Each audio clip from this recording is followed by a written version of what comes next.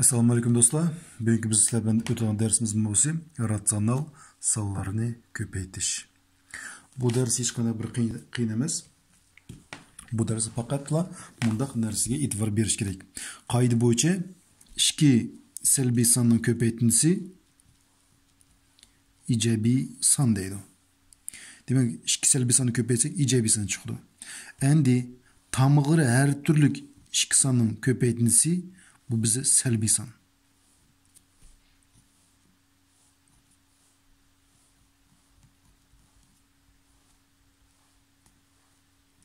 Demek qaranglar, agar ikki sonni ko'paytganda ularning tamg'isi o'xshash bo'lsa, ijobiy son chiqadi.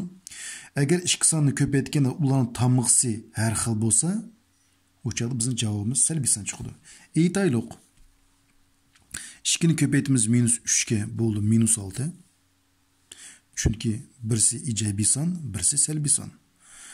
Farqi yo'q. Agar -2 oldi tursimi yoki 3 ijobiy son keyin tursin, biri -6 bo'ldi. Endi agar bizda -2 ni ko'paytimiz -3 ga, bu javob 6. Chunki 2 salbiy sonni ko'paytmasi ijobiy son. Endi bundaq narsaga e'tibor beragil bo'ldi. Biz ko'paytganda minuslarni sanaymiz. Belgilerini sonlarning orasida ko'paytish belgisi bo'lsa, minuslarni sanaymiz. Agar minus tog' bo'lsa, tog' son bo'lsa, minuslar soni minus tamg'alar soni. Masalan, 3 ta minusni ko'paytsak, minus bo'ldi. 5 ta minusni ko'paytsakmi, 5 ta salbiy sonni ko'paytsakmi nima bo'ldi? Salbiy son bo'ldi javobi. Endi biz 2 ta salbiy sonni ko'paytsak, ijobiy son chiqadi. 4 ta salbiy sonni ko'paytsak, biz javob ijobiy son chiqadi. 6 ta salbiy sonni ko'paytsak, bizda javobi ijobiy son chiqadi. Shuni o'xshashlar. Demak, agar salbiy sonlarning soni tog' bo'lsa, salbiy son chiqadi, jufttal bo'lsa, ijobiy son chiqadi. 2 ta salbiy son ko'paysan ijobiy son, 4 ta ko'paysan ijobiy son, 3 ta ko'paysan salbiy son. Nimishki 3 tog' son. 5 ta ko'paysan 5 tog' son salbiy son. 6 ta ko'paysak shu, 6 ta ko'paysak ijobiy son chiqadi. Qani undaqdan bundaq bir misollarni yechib ko'raylik. Bundaq misol -3 dan 2 ko'paytirilgan 7 dan 6 ko'paytirilgan 10 dan 1 deydi. Bu yerda minus tamg'ini qancha tal? 1 tal. 1 bu tog' son. Demak, javob 1 dili salbiy son chiqadi. Endi qisqartaylik. Bu yerda 2 bilan 10 qisqaradi. 2 qisqarsam 5 dan 1 dan tegdi. 6 bilan 3 qisqaradi. 3 qisqarsam 1 dan 2 dan tegdi. Qolgan sonlarni ko'paytiramiz. 7 7 5 35. 2 da 1 2. Demak, javobi -35 dan 2. Endi kelasi bundaq hisob qarashtiraylik. -3 dan 2 ko'paytirilgan 6 dan 5 ko'paytirilgan -10 dan 9. Tam. Ana qarang, bu yerda qancha tal salbiy son bor? 2 ta salbiy son. 2 ta salbiy son ko'paysa nima bo'ldi? Javob ijobiy son chiqdi, to'g'rimi? Yoki 2 ta minus ko'paysa plus bo'ldi. Demak, ijobiy son hech qanday tamg'i qo'ymayman.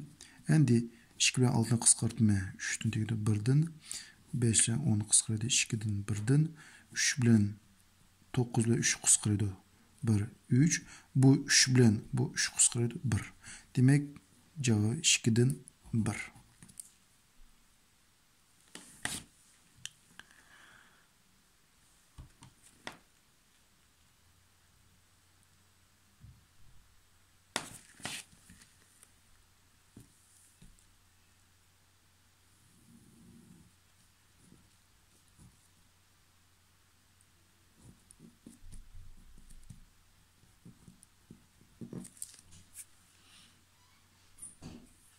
Kelesi misol bizda 6 ni qancha ko'paytsak -42. Javob qarang, salbiy son chiqdi. Bu bizni ijobiy son. Demak, bizni ko'paytirgan sonimiz qanday son bo'lishi kerak? Salbiy son bo'lishi kerak. Ijobiy son ko'paysam ijobiy son chiqadi. Mening javobim qanday son bo'ldi? Salbiy son. Demak, mayda qanday son bo'lishi kerak? Salbiy son bo'lishi kerak. Bu yerda bo'sh savol belgini o'rniga qanchani qo'yamiz? -7. 6 minus 7 köpetse minus 42. Eki bir tal minus bolsa köpetkende cevabı salbiy san boludu.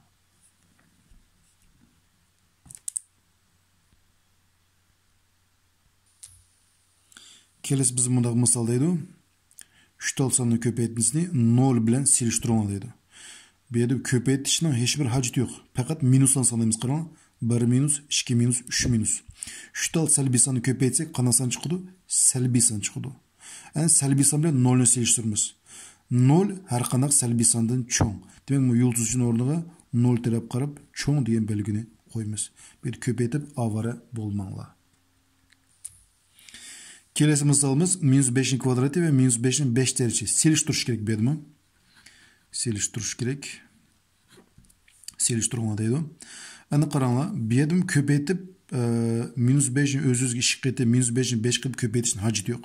Bu minus 5'ni minus 5'ga qancha qilib köpeytedi? 2 qitim. Yoki 2 salbiy sanni o'zaro köpeytsa qanaqa san chiqadi? Javobi ijobiy san chiqadi, durustmi? Demek bu yerda ijobiy san bo'ldi. Minus 5'ni qancha qilib köpeytdim? 5 qitim. Salbiy sanni 5 qitim köpeytsam 5 qanaqa san? Taq san, durustmi? 5 tal. 5 tal bo'lganligi uchun buning javobi qancha san chiqadi? Salbiy san chiqadi. Endi ijobiy san bilan salbiy san silishtirsak, albatta ijobiy san ko'p.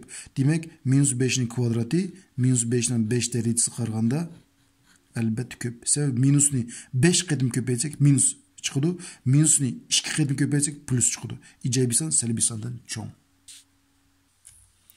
Kelasi bunday hisobni chiqarib ko'raylik. Hisoblanadi. Minus 4'ning kvadrati qo'shilib minus 3'ning kubi. Yani minus 4'ning kvadrati degan so'z bu minus 4'ni öz-özge köpeyt deganini bildirdirasizmi? 2 salbiy sanni köpeytsak biz ijobiy san chiqadi. Hech qanday tamom qo'ymayman. 4 köpeytsam 16. Demak, minus 4'ning kvadrati bu 16. Kelasi minus 3'ning kubi. Bu minus 3'ni qancha qitim köpeyt deydi? 3 qitim köpeyt deydi. 3 qitim minus 3 köpeytsek 2 minus köpeytsek plus. Eğer 3 tal minus köpeytsek minus bulursuzmi? Minus barlık köpeytsek 27. Yani bizde 16 qo'shgan minus 27 edi. Tırnaqchini ichib o'tsak 16 minus 27 bo'ldi. Bu har ikkisi tamg'isi har xil. Bu bizda ijobiy san, bu bizda salbiy san. Tamg'is har turli sonlarni hisoblashda, qo'shishda biz modul cho'ng sonni modul kichikilib, modul cho'ngni tamg'isi qo'yamiz. Modul cho'ng tamg'isi minus 27 16 ni o'tsak qancha bo'ldi? 11. Javob minus 11. Kelasi sonimiz yana selishtirma deydi. Bu yerda barlig'ini ko'paytib avar bo'lmaylik qo'yaylik. 2 salbiy sanni köpeytsek ijobiy san, durustmi? Yani 3 tal salbiy sanni köpeytsek biz salbiy san. Ijobiy san, salbiy san. Ijobiy san, salbiy san qaragan bo'lib, cho'ng bo'ldi. Demak, so'ng taraf cho'ng. Kelasi biz buni qilsak 2,15 a b ning ma'nosini hisoblash kerak. Agar a ning ma'nosi minus 3, b ning ma'nosi minus 4 berilsa. Demak, a nor minus 3 ni qo'y, b nor minus 4 ni qo'y deganini bildirdi. 2,15 arzu köpeytilgen bağı. Biz bilişimiz gerek. A nor minus 3 qo'ymay salbiy san transhi yozildi. Köpeytilgen b biz salbiy sanga transhi yozildi. Ana qarang, 2 salbiy sanni köpeytsek ijobiy san chiqadi. Demak, tamg'isi ijobiy bo'ldi. Ana 10 yo'l bilan köpeytaylik. 4 ni 2,15 köpeytsek bizda 10 bo'ldi. 13 köpeytsam 30 bo'ldi. Demak, javobi 30. Kelasi bizning bunday ta'lim berilibdi. Bu ta'limni ishini deydi. Demak, bu yerda sol tarafını köçürüp koyma. 10 tarafı ise 10 ilgan minus 13,4 deydi. 10 ilgan 13,4 deydi. Bu da 10 bize ijobiy san, bu bize salbiy san. Tamg'isi ayrı salan qo'shish uchun modul cho'ng san, modul kichkina deb modul cho'ng tamg'isi qo'yma. Modul cho'ng tamg'isi minus 13,4 ni 10 etsam 3,14. Yani y tip uchun minus 3,14 ni bölüşemeli beribdi. Köpeytimiz qanchaga? Minus 1,3'tün 2'ga. Yani qarang, 2 salbiy sanni köpeytsam qanaqa san bo'ldi? Ijobiy san bo'ldi. Demak, javobim ijobiy san bo'ldi. Yani ikkisini köpeytaylik. 3,14 ni biz 3,14 deb buni yozgan bo'ldi. Köpeytilgan 1,3'tün 2 deb buni yoziladi. Yani aralasan bo'lgan 4 bilan 10 ni qisqartib aytaylik. O'zaro 3, bizde 10'da 4'ten 2 qisqarsam 5'ten 2 köpeytilgan 1,3'tün 2. Endi aralasalan köpeytken noto'g'ri aylantirish kerak.